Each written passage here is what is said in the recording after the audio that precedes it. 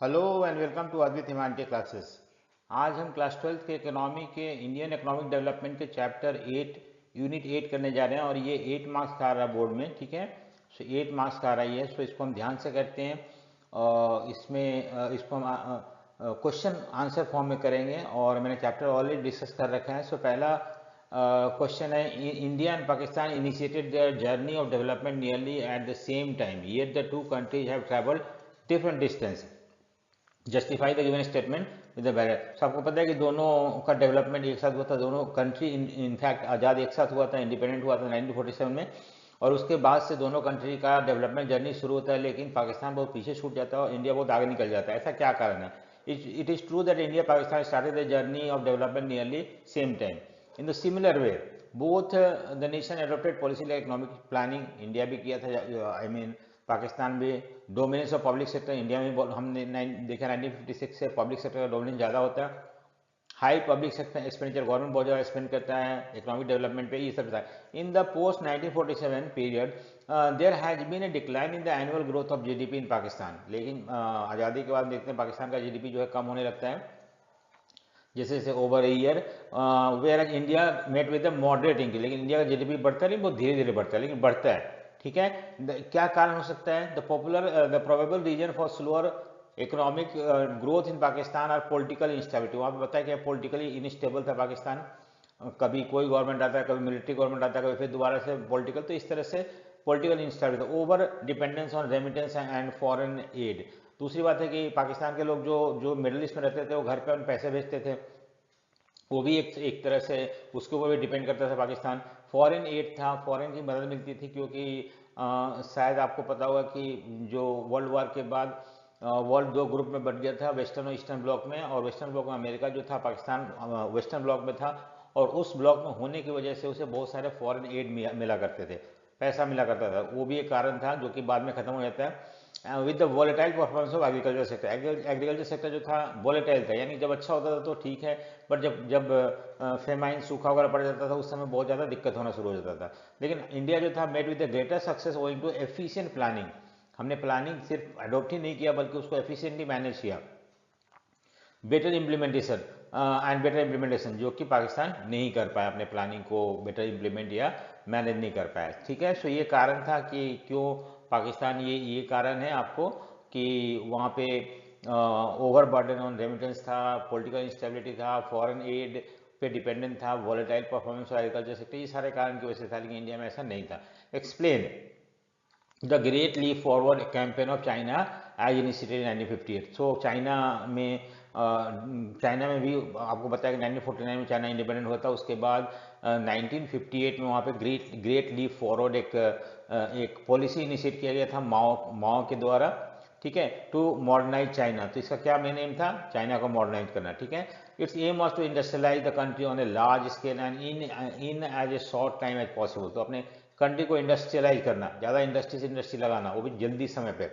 For this purpose लोगों को बोला गया कि तुम लोग अपने रूरल एरिया में कि अपने घर के पीछे इंडस्ट्री लगाया करो, छोटे छोटे इंडस्ट्री लगाया करो, और इस तरह से इंडस्ट्रियलाइज करने का एम था। In the village village commune और कोऑपरेटिव। सो गांव वगैरह में हम देखते हैं विलेज कम्यून सेटअप किया गया, कोऑपरेटिव सेटअप किया गया, और कलेक्टिव कल्टीवेशन ऑफ लैंड किया गया। ठीक है, और इस कम्यून से करीब 26,000 communes cover almost all farm population of China. तो इस तरह से ये स्ट्रैटेजी अडॉप्ट किया गया लैंड को, कल्टीवेशन को बढ़ाने के लिए और इंडस्ट्री को मॉडर्नाइज करने के लिए, इंडस्ट्री ज़्यादा लगे इसके लिए। लेकिन ये सक्सेसफुल नहीं हो पाया, कुछ प्रॉब्लम फेस करना पड़ता है। एक तो पहला प्रॉब्लम था कि सीवियर ड्रॉट, सूखा पड़ गया चाइना में, जिससे कि 3 crore people died. So that was one of the reason this great leap forward was not successful. Soviet Russia as a comrade to communist China, but they had border issue. पहले शुरू में जब China as a independent communist country बना था तो Russia का support था, Soviet Russia का सपोर्ट था। लेकिन बाद में उनको बॉर्डर इशू को लेके कुछ टेंशन, झगड़ा शुरू हो गया, और रशिया ने अपना जो भी प्रोफेशनल थे या हेल्प था वो सारे विड्रॉ कर लिया। सो ये कारण था कि ग्रेट लीप फॉरवर्ड सक्सेसफुल नहीं हो पाया। ठीक है, explain briefly development strategy followed by China for its development. तो क्या क्या पॉलिसी चाइना ने फॉलो किया था अपने कंट्री को डेवलप करने के लिए? तो ग्रेट लीप फॉरवर्ड, इस बारे में हमने ऊपर डिस्कस किया। कम्यून सिस्टम मैंने बताया कि कोऑपरेटिव फार्मिंग जिसको बोलते हैं उसको शुरू किया गया। ग्रेट प्रोलिटेरियट कल्चर रेवोल्यूशन शुरू किया गया। Under this revolution student and professionals were sent to work and learn from the countryside, क्योंकि ना उनको बोला गया तुम लोग शहर से गाँव की तरफ जाओ, स्टूडेंट को या प्रोफेशनल को जाकर वहाँ से ट्रू सोशलिस्ट बन के आओ। हाँ, वहाँ से सीखो किस तरह से सोशलिज्म एक स्ट्रॉन्ग इकोनॉमिक बेस दे सकता है। ठीक है, वन चाइल्ड पॉलिसी आपको था वहाँ पे कि हर चाइना में to control the population growth, उसके बाद setting of special economic zone. ठीक है, कि कुछ एरिया को बहुत डेवलप किया गया और उसको एक स्पेशल इकोनॉमिक जोन का नाम दिया गया। जब भी बाहर से कोई भी इंडस्ट्रीज आते थे पैसा इन्वेस्ट करने के लिए तो उन्हें इस स्पेशल इकोनॉमिक जोन में ले जाया जाता था और दिखाया जाता था कितना अच्छा इंफ्रास्ट्रक्चर उनको मिल रहा है। और उस इतना ही नहीं, सबसे लास्ट में 1978 में उन्होंने ओपनिंग ऑफ इकोनॉमी यानी कि रिफॉर्म शुरू कर दिया, जो कि इंडिया 1991 में किया था और पाकिस्तान 1988 में किया था। तो चाइना का जो इकोनॉमिक रिफॉर्म था वो पहले हुआ था। नेक्स्ट क्वेश्चन हम देखते हैं, mention the sharing demographic indicator of China, Pakistan and India. So following are the, क्या था, एक पॉपुलेशन में चाइना जो था, the population of Pakistan is very small, 30 crore है, अकाउंट टू रफली about 1/10 of China and India. तो इंडिया चाइना का 1/10 है, बहुत कम है। पॉपुलेशन डेंसिटी जो था, दो China is the largest nation geographically among the, तीनों में चाइना सबसे बड़ा कंट्री है एरिया वाइज, डेंसिटी जो है इसकी वजह से इसका लोवेस्ट है। डेंसिटी मतलब number of people living in पर स्क्वायर किलोमीटर, एक स्क्वायर किलोमीटर कितने लोग रह रहे हैं। पॉपुलेशन ग्रोथ क्या है कि चाइना का growth is highest in Pakistan, ठीक है, फॉरवर्ड बाई इंडिया, और सबसे ज़्यादा चाइना का था। लेकिन वन चाइल्ड पॉलिसी चाइना ने इंट्रोड्यूस किया था 1970 में, इसकी वजह से वहाँ पॉपुलेशन धीरे धीरे कम होना शुरू हो गया। But this measures led to decline in the sex ratio, male female ratio में एक तरह से डिक्लाइन होना शुरू हो गया चाइना में, क्योंकि मेल प्रेफरेंस ज़्यादा हुआ करता था। सेक्स रेशियो मतलब होता है कि sex ratio number of female पर 1000 मेल, 1000 मेल में कितने फीमेल होते हैं।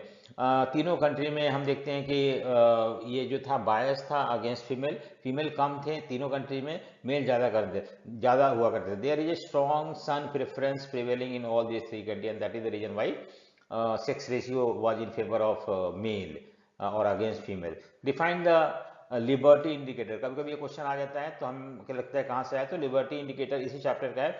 Give some example of liberty indicator. Liberty indicator में be define as the measures of extent of demographic participation in the participation in the social and political decision making. देखो, liberty मतलब freedom.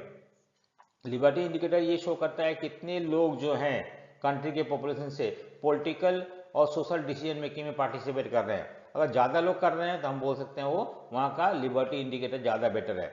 जैसे क्या है, example क्या है, measure to the extent of constitutional protection right given to the citizen, कितना लोगों को राइट मिला हुआ है। ठीक है, extent of constitutional protection of the independence of judiciary, कोई कंट्री में जुडिशरी इंडिपेंडेंट है कि नहीं है, रूल ऑफ लॉ है कि नहीं है, ये सारे चीज़ चाइना में नहीं हुआ करता है, लेकिन इंडिया में और टू सम एक्सटेंट पाकिस्तान में है।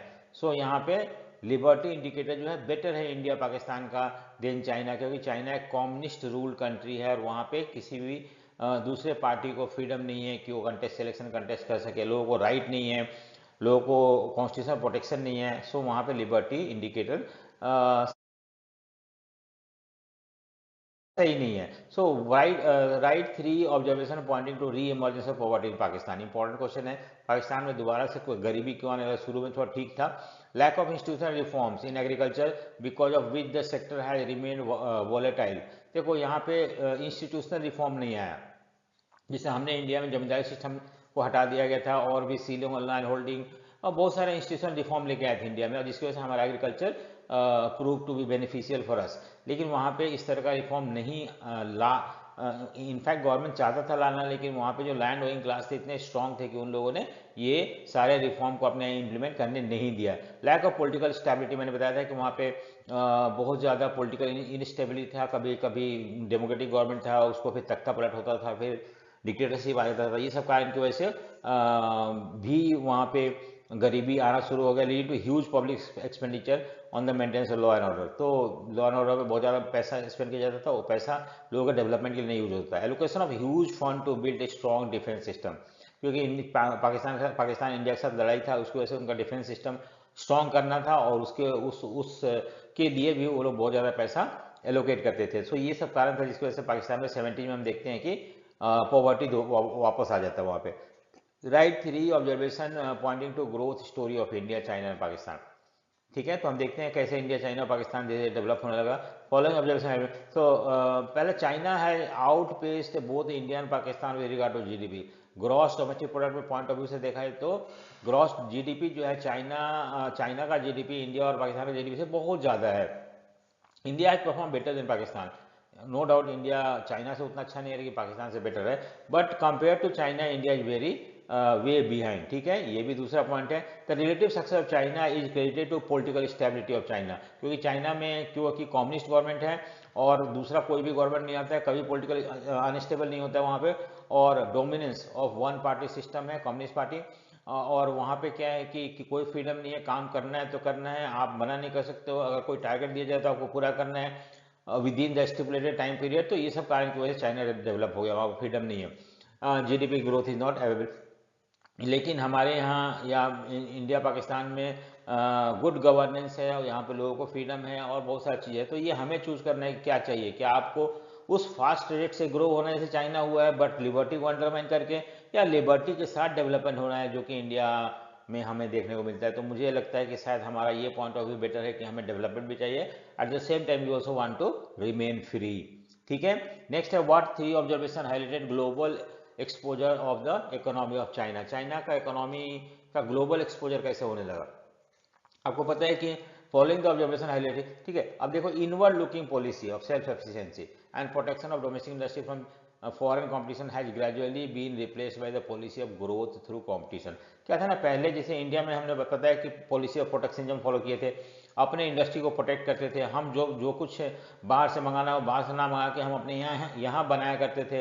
ये पॉलिसी था, इंडिया में भी शुरू में था, इवन चाइना में भी शुरू था। लेकिन चाइना को लगा कि शायद इस पॉलिसी से हम उतना ज़्यादा डेवलप नहीं हो पाएंगे क्योंकि उनका पॉपुलेशन बहुत ज़्यादा रेट से ग्रो हो रहा था then the growth in GDP. So उन्हें लगा कि हमें कोई दूसरा पॉलिसी अडॉप्ट करना पड़ेगा और उन्होंने अपने इकोनॉमी को 1978 में ओपन अप कर देते हैं। कब? 1978 में। और उन्होंने न्यू इकोनॉमिक पॉलिसी शुरू करते हैं, वहाँ पे बाहर के इंडस्ट्री को इनवाइट करते हैं, बाहर के गुड्स को अपने यहाँ बेचने को अलाउ करते हैं और बोलते हैं अपने इंडस्ट्री को कि आप कम्पीट करो, कम्पीट करने के बाद ही अगर आप सर्वाइव कर पाओ तो करो या अदरवाइज बंद कर दो अपना।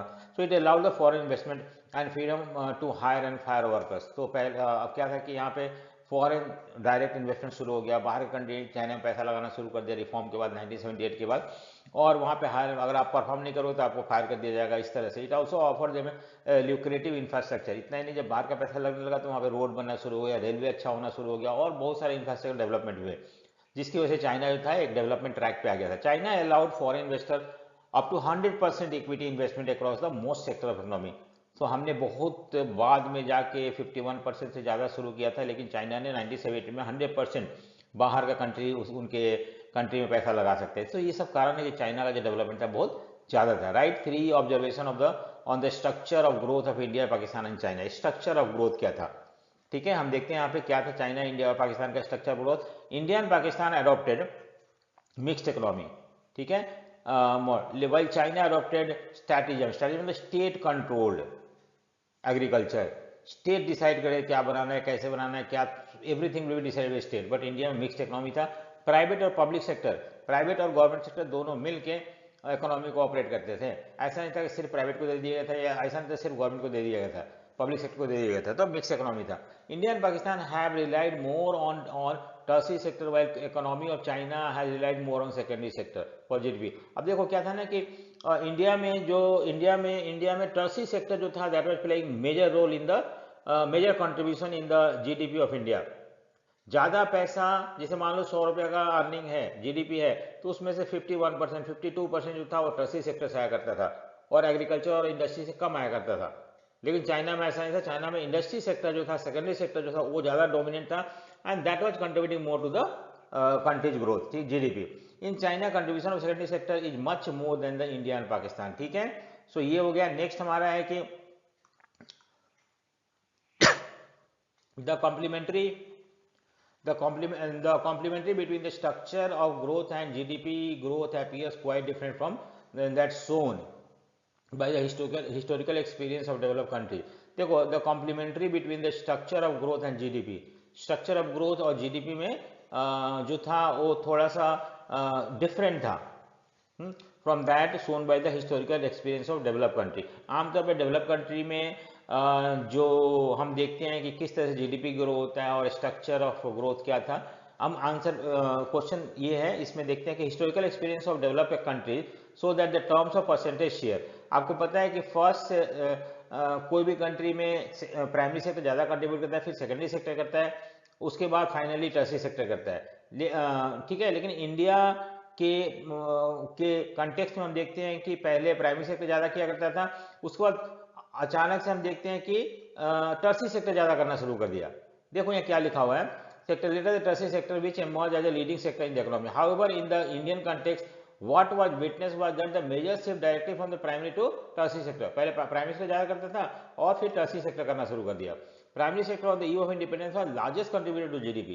तो प्राइमरी सेक्टर ज़्यादा कंट्रीब्यूट करता है, लेकिन now tertiary sector lead in terms of contribution to GDP. This major shift directly from primary to secondary sector has been observed in India. तो नहीं समझ में आया। अब क्या है ना कि दूसरे कंट्री में हम या डेवलप कंट्री में हम देखते हैं कि प्राइमरी सेक्टर शुरू में ज़्यादा करता है, पर धीरे धीरे लोग जो है प्राइमरी सेकेंडरी में आते हैं और सेकेंडरी ज़्यादा कंट्रीब्यूट करने लगता है जीडीपी में, और फिर then people move from secondary to tertiary sector और then tertiary sector also start contributing.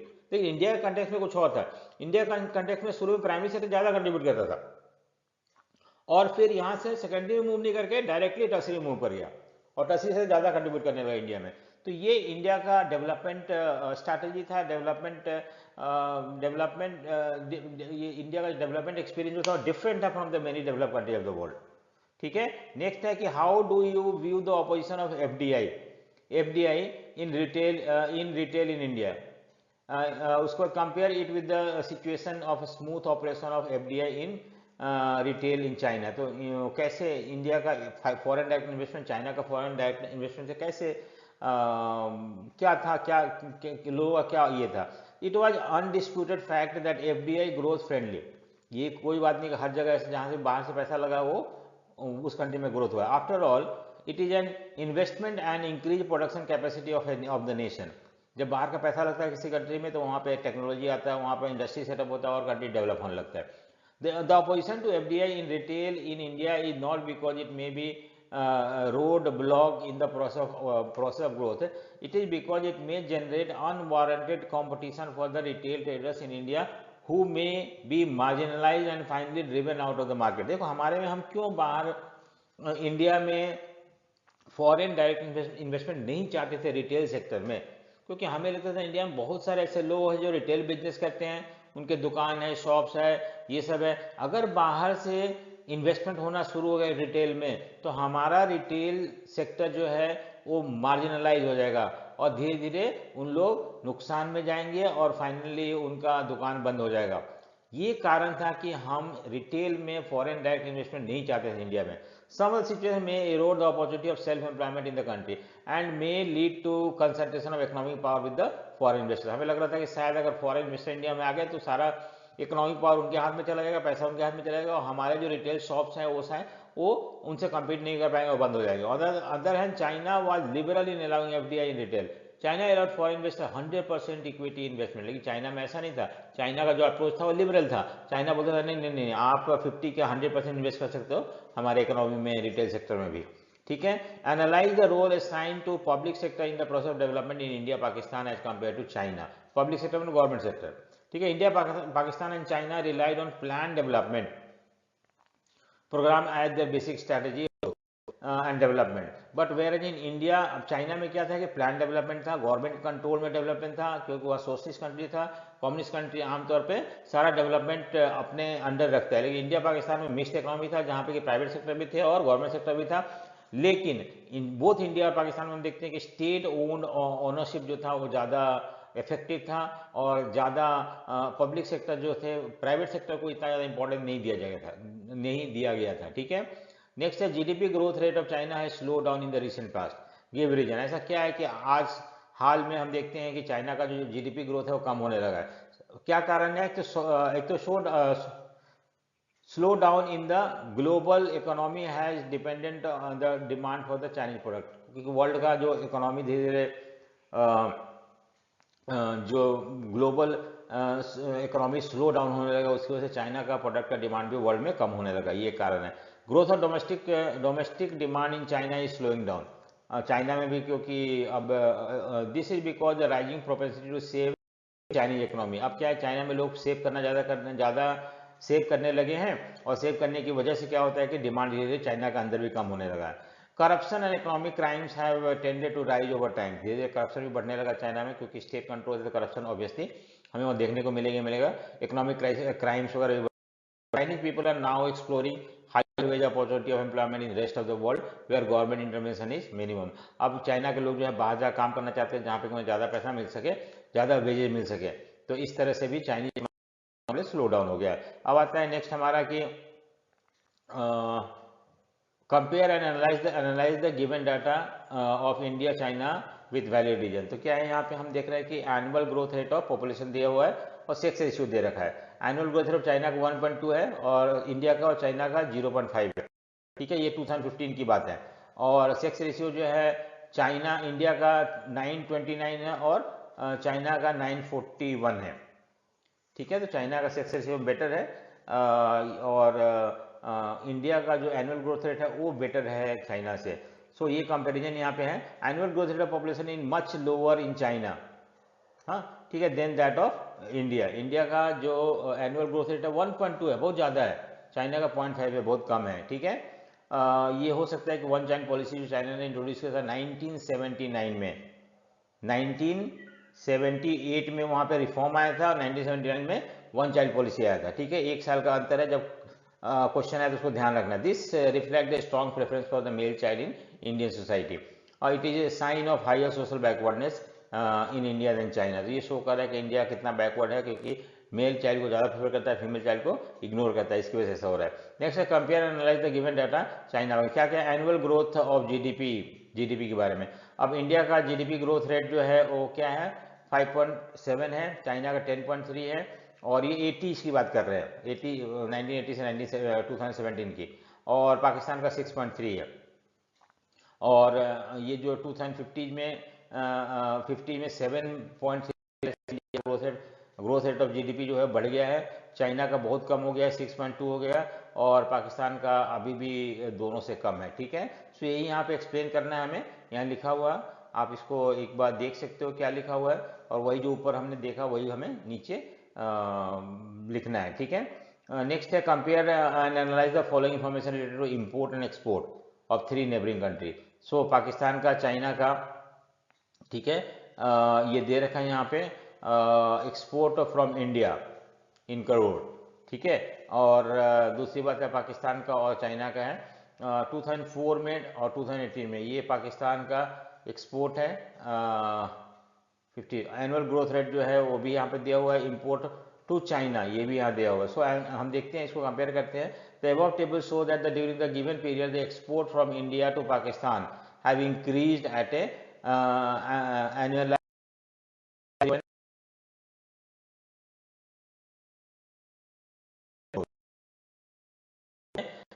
Export. India का एक्सपोर्ट है यहाँ पे किसके साथ, पाकिस्तान और चाइना को, ये यहाँ पे दिया हुआ है। ठीक है, और इंडिया का एनुअल ग्रोथ रेट जो ये जो एक्सपोर्ट का ग्रोथ रेट क्या है, सो ये दे रखा है कि पाकिस्तान का जो एनुअल रेट ऑफ ग्रोथ है वो 3.7 है, इंडिया का एक्सपोर्ट का ग्रोथ रेट, और चाइना का कम है उसके मुकाबले। हम चाइना में कम एक्सपोर्ट करते हैं और we export more to Pakistan. ठीक है, और नेक्स्ट है हमारा, ये बोल रहा है कि on the other hand India import, और ये इम्पोर्ट दिया इंडिया का कहाँ से, चाइना से और आपका पाकिस्तान और चाइना से। तो चाइना से इंडिया का इम्पोर्ट है चाइना से, एनुअल रेट ऑफ ग्रोथ जो 5.1 है। इम्पोर्ट ज़्यादा पाकिस्तान से है, बट उससे भी ज़्यादा है हमें चाइना से हम ज़्यादा इम्पोर्ट करते हैं। ठीक है, सो यहाँ ये शो करते situation indicate that India import from China is too high, 10.3% annual growth rate है compare to China, are too high in compare to the export. Export सिर्फ जो है हम इंपोर्ट कितना ज़्यादा करते हैं। ठीक है, ये शो कर रहा है। और हमारा इंपोर्ट जो है वो पाकिस्तान का हम growth rate, annual growth rate of export जो है 3.7 है, इंपोर्ट भी ज़्यादा करते हैं। This show that Indian economy over dependent on Chinese economy for goods and services over the given period of time. ठीक है, ये समझ में आया हमें। अब आता है हमारा 6 mark question, describe the important parameter with the reference to performance of India and China. ठीक है। सो हम ये नेक्स्ट जो क्वेश्चन है वो अगले वीडियो में डिस्कस करेंगे। सो अभी अगर आपको यहाँ तक वीडियो समझ में आया तो लाइक शेयर सब्सक्राइब जरूर करें। So thank you for watching, thank you.